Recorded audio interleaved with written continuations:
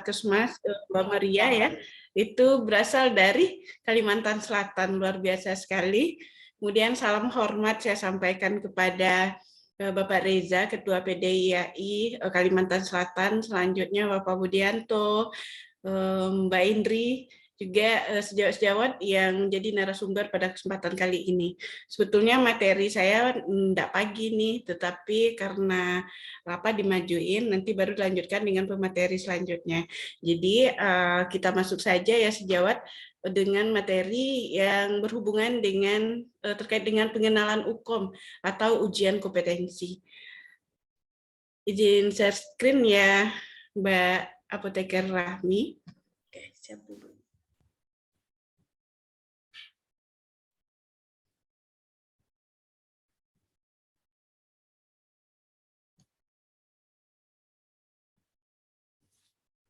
Ya, sebetulnya terkait dengan uji kompetensi ini atau UKOM penjenjangan untuk jabatan fungsional apoteker ini, mungkin kita baru mendengarnya ya, atau mungkin di Kalsel sendiri atau di daerah Jawa sendiri sudah ada pelatihannya.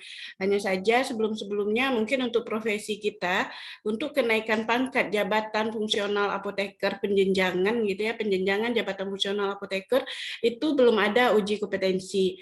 Namun sekarang sudah dilakukan setiap kenaikan pangkat penjenjangan jabatan fungsional itu dilakukan uji kompetensi gitu. Makanya pada kesempatan ini karena materi yang diangkatkan atau tema yang diangkatkan oleh oleh Hispakesmas PDIAI Kalsel dalam rangka musda dan seminar ini sehubungan dengan peningkatan kompetensi, ini keren sekali nih teman-teman panitia mengangkatkannya. Jadi kita bahas tentang JAPFUNG-nya, tentang uji kompetensinya, kemudian kita bahas juga nanti bersama Mbak Indri sehubungan dengan Anjap ABK-nya ya. Kemudian nanti ada juga materi-materi terkait dengan inovasi dan lain sebagainya dari Mas Budianto dan juga Mbak Maria. Jadi bisa saya bilang kalau tema yang diangkatkan oleh panitia ini Mbak Rahmi itu 4-in-1 gitu ya. Satu tema tetapi berbagai materi di dalamnya gitu, dan pastinya ini tujuannya adalah untuk meningkatkan kompetensi terutama sejawat-sejawat yang berada di puskesmas. Kendati pun sebetulnya ujian kompetensi itu kalau terkait dengan materi yang akan saya berikan bukan saja untuk sejawat-sejawat yang penjenjangan jabatan fungsional apoteker di puskesmas saja, tetapi di rumah sakit juga gitu. Nah, tadi sudah dikenalkan oleh Mbak Rahmi, saya nih dari Sumbar, Sumatera Barat. Mudah-mudahan nanti kita bisa bertemu ya, sejawat Rahmi dan Nisa. Mudah-mudahan ada kesempatan kita bertemu. Kalau Mbak Rahmi nanti ke Sumatera Barat, bisa hubungi saya, kita saling demikian juga dengan saya tuh udah kenal dekat dengan Mbak Maria gitu. Jadi kalau teman-teman di Kalsel nanti kalau ada kegiatan-kegiatan atau kita saling bersinergi mungkin dengan Hispakesmas PDIAI Sumbar juga, nanti kita bisa saling kolaborasi. Ketua PDIAI Hispakesmas PDIAI Sumbar juga baru terpilih itu, Mbak Rahmi. Jadi nanti harapan saya karena Hispakesmas ini sebagaimana disampaikan oleh Pak Reza ya, adalah seminat aktif ya. Jadi dalam jangka 4 tahun kita sudah melakukan berbagai hal. Dalam jangka 4 tahun PP Hispakesmas itu sudah melahirkan 26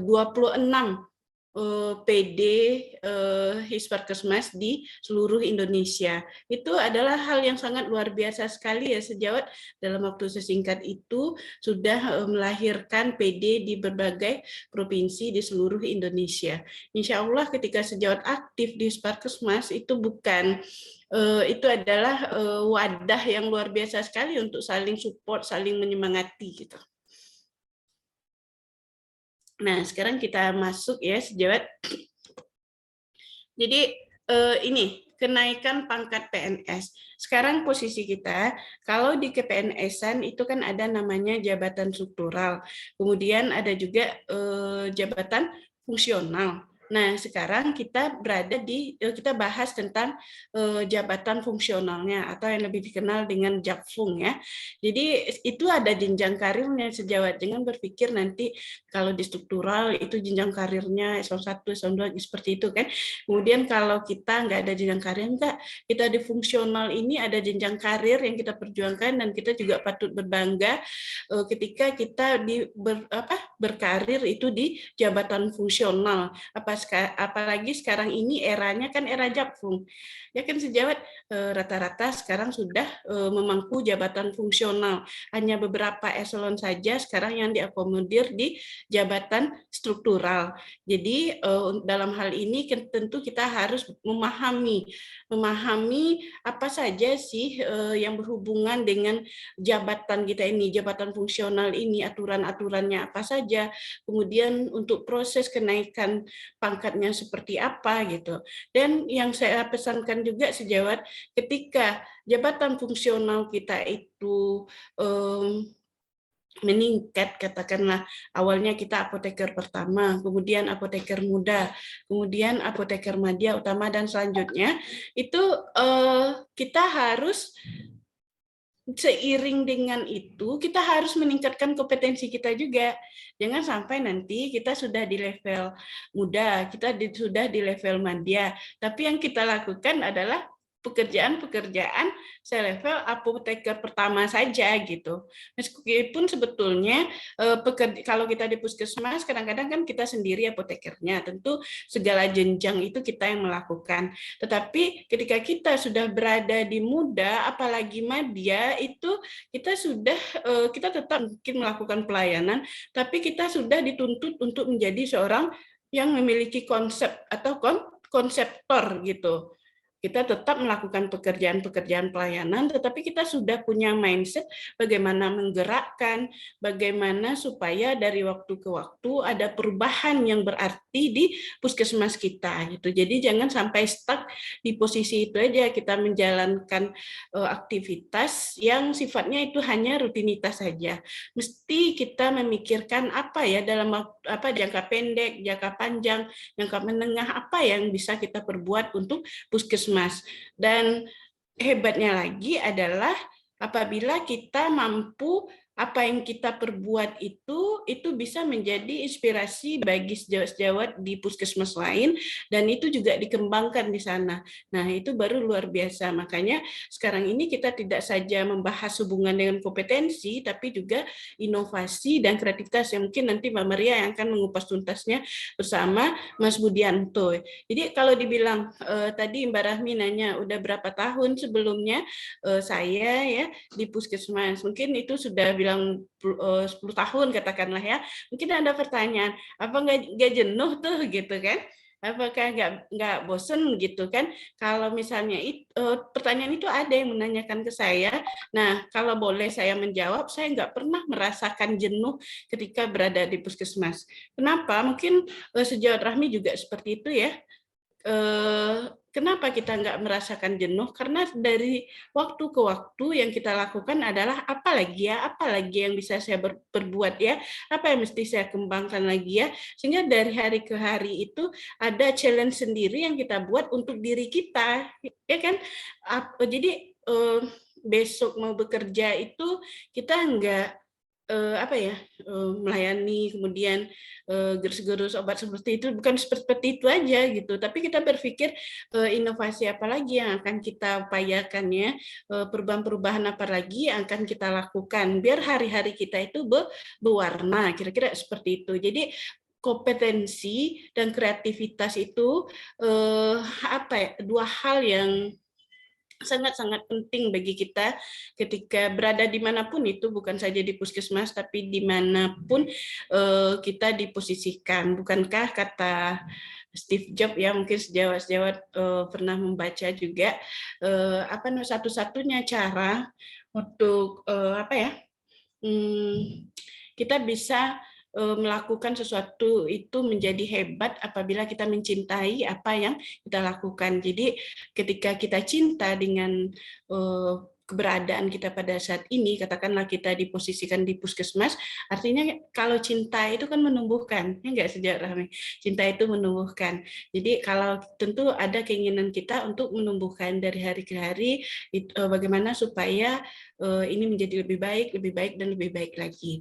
Insya Allah dengan demikian, sejawat pasti akan lebih semangat lagi untuk mengembangkan karirnya, baik itu di puskesmas maupun mungkin di rumah sakit, di jabatan yang sedang dipangku saat ini, di jabatan fungsional. Jadi semangat ya sejawat.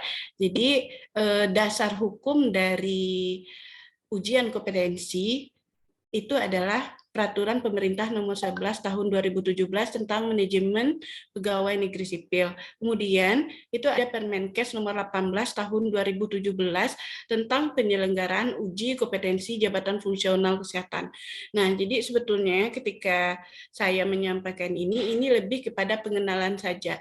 Nanti setelah ini apabila ada hal-hal yang perlu lebih dikupas tuntas lagi, itu mungkin sejawat bisa merujuknya ke Permenkes Nomor 18 Tahun 2017.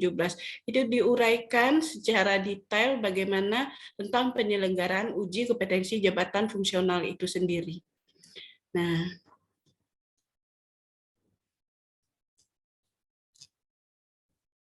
jadi begini sejawat. Ini ada 3 komponen penyelenggaraan uji kompetensi. Yang pertama, penyelenggara gitu kan. Ketika akan melakukan uji kompetensi ini ada 3 komponen yang terlibat dalam hal itu. Penyelenggara, yang kedua penguji, yang ketiga itu peserta uji gitu. Jadi 3-tiganya inilah nanti yang menjadi yang ketika kita mau menyelenggarakan UKOM, 3 komponen ini yang harus ada. Penyelenggaranya ada, penguji nggak ada, peserta ujinya ada, siapa yang uji gitu kan. Demikian juga penyelenggara sudah menyiapkan penguji nih, tetapi peserta ujinya nggak ada selenggara juga kan. Jadi 3 komponen inilah yang untuk menyelenggarakan UKOM itu yang harus ada. Nah, sejauh sekalian bicara tentang penyelenggara, siapakah penyelenggaranya? Penyelenggara tentu Dinas Kabupaten atau Dinas Kesehatan Kabupaten atau Dinas Kesehatan Kota atau Dinas Kesehatan Provinsi. Jadi 3 ini akan menjadi penyelenggara gitu. Nah, jadi mungkin di Kalsel Banjarmasin mungkin gitu kan.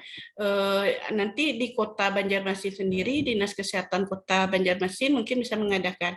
Di tingkat provinsinya nanti bisa juga Dinas Kesehatan Provinsi bisa mengadakan. Jadi sejawat misalnya bagaimana kalau di kota saya itu tidak ada diadakan. Nah, teman-teman sejawat bisa itu mengikuti ujiannya di kabupaten kota, kabupaten tetangga, atau di Dinas Kesehatan Provinsinya begitu.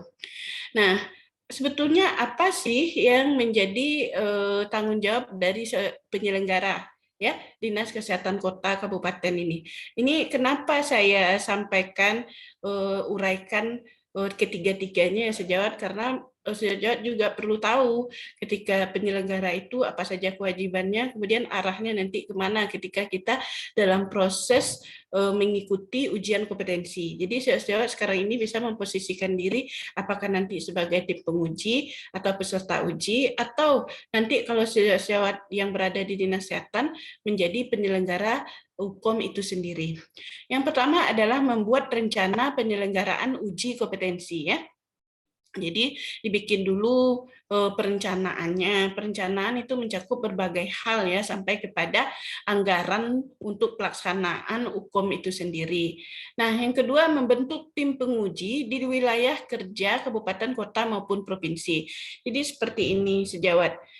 Tim penguji dengan tim penilai itu beda, tim penilai DUPA itu lain, itu beda persyaratannya. Kalau meskipun di Permenpan nomor 1 tahun 2023 besok ini kita nggak pakai DUPA lagi, tetapi perlu saya sampaikan juga jangan nyampur-nyampur nanti katakan persyaratan untuk tim penilai dengan persyaratan untuk tim tim penilai DUPA dengan tim penguji uji kompetensi itu dua hal yang berbeda gitu. Artinya persyaratan-persyaratannya pun berbeda. Kalau untuk tim penilai DUPA itu kan nggak masalah kalau seandainya jenjang jabatan fungsionalnya itu sama. Katakanlah seperti saya, misalnya saya Madya, apoteker Rahmi Madya, nggak apa-apa. Apoteker Rahmi yang menilai DUPA saya, nggak apa-apa kan. Tetapi kalau untuk menjadi tim penguji uji kompetensi, jabatannya, jenjang jabatan fungsionalnya itu harus setingkat lebih tinggi daripada peserta uji. Misal saya mau naik ke Madya, apoteker Rahmi Madya. Jadi apoteker Rahmi bisa menjadi tim penguji saya, kira-kira seperti itu.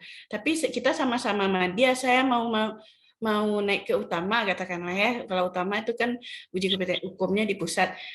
Itu nggak bisa gitu. Harus setingkat lebih tinggi daripada jenjang jabatan fungsional yang akan diuji. Misalnya kalau naik ke muda, setidak-tidaknya tim penguji itu jabatan fungsionalnya muda, yang diujinya adalah apoteker pertama. Sampai di sana bisa difahami kan sejawat. Jadi demikian aturan, salah satu aturan yang membedakannya. Nanti akan diuraikan lagi penguji itu persyaratannya apa saja ya.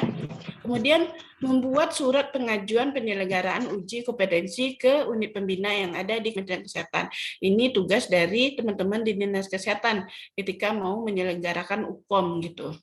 Kemudian memfasilitasi penyelenggaraan uji kompetensi termasuk dalam menyiapkan fasilitas sumber daya yang dibutuhkan. Jadi semua fasilitas terkait dengan uji kompetensi tersebut Dinas Kesehatan yang menyiapkan tempatnya terutama ya. Kemudian hal-hal yang dibutuhkan selama mengikuti ujian kompetensi tersebut. Kan UKOM itu biasanya untuk semua rumpun jabatan ya. Nah, jadi nanti banyak tuh. Jadi untuk tempatnya bisa jadi nanti di ruangan sini apoteker, di ruang sana apoteker, itu semuanya yang menyiapkan adalah Dinas Kesehatan. Kita sebagai tim penguji ya hadir saja pada saat itu ya. Yang kita siapkan adalah hal-hal yang menjadi tugas dari penguji itu sendiri. Nanti akan diuraikan lagi. Kemudian membentuk kepanitiaan atau sekretariat uji kompetensi, ini sudah pasti di Dinas Kabupaten Kota atau Dinas Kesehatan Provinsinya ya, mengkoordinir penyelenggaraan uji kompetensi, kemudian menginformasikan maksud dan tujuan dari uji kompetensi tersebut kepada pejabat fungsional dan instansinya. Jadi kalau misalnya kayak di Kalsel, misalnya Dinas Kesehatan Kota Banjarmasin mau ngadain hukum nih, di bawah Dinas Kesehatan Kota Banjarmasin kan ada ada puskes.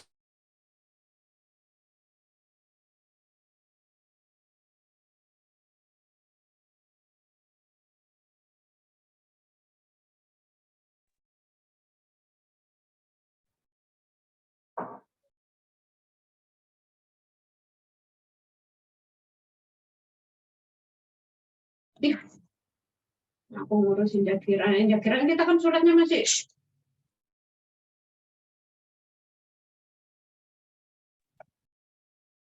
Halo, Bu Helen. Bu Rahmi, sepertinya Bu Helen lagi nge-flag ini. Iya. Oh ya, disconnect. Mohon maaf Bapak Ibu, ditunggu sebentar.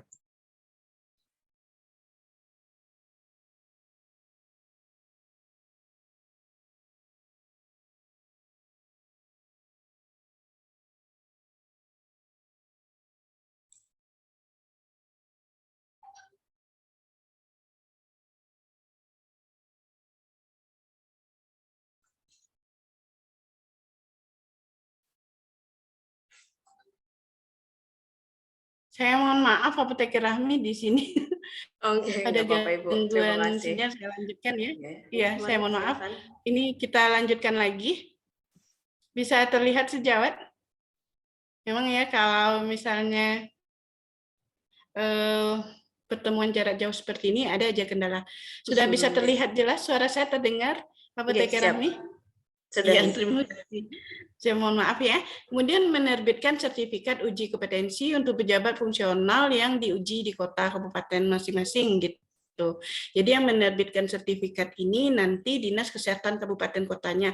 Hanya saja terkait dengan penomoran sertifikat ini, penomorannya nanti itu dari Kementerian Kesehatan langsung. Nanti setelah dikirim berita acara penyelenggaraan oleh Dinas Kesehatan ya, nanti penomorannya dari pusat. Tetapi sertifikatnya ini yang akan membuat adalah Dinas Kesehatan Kota, Kabupaten, dan Provinsi yang ditandatangani oleh Kadis dan Ketua Tim Penguji UKOM. Ketua Tim Penguji UKOM untuk seluruh rumpun jabatan, nanti ada ketuanya ya. Kemudian melakukan pencatatan, melaporkan penyelenggaraan uji kompetensi kepada unit pembina. Jadi setelah uji kompetensi itu dilaksanakan, itu ada namanya berita acara yang melaporkan bahwasanya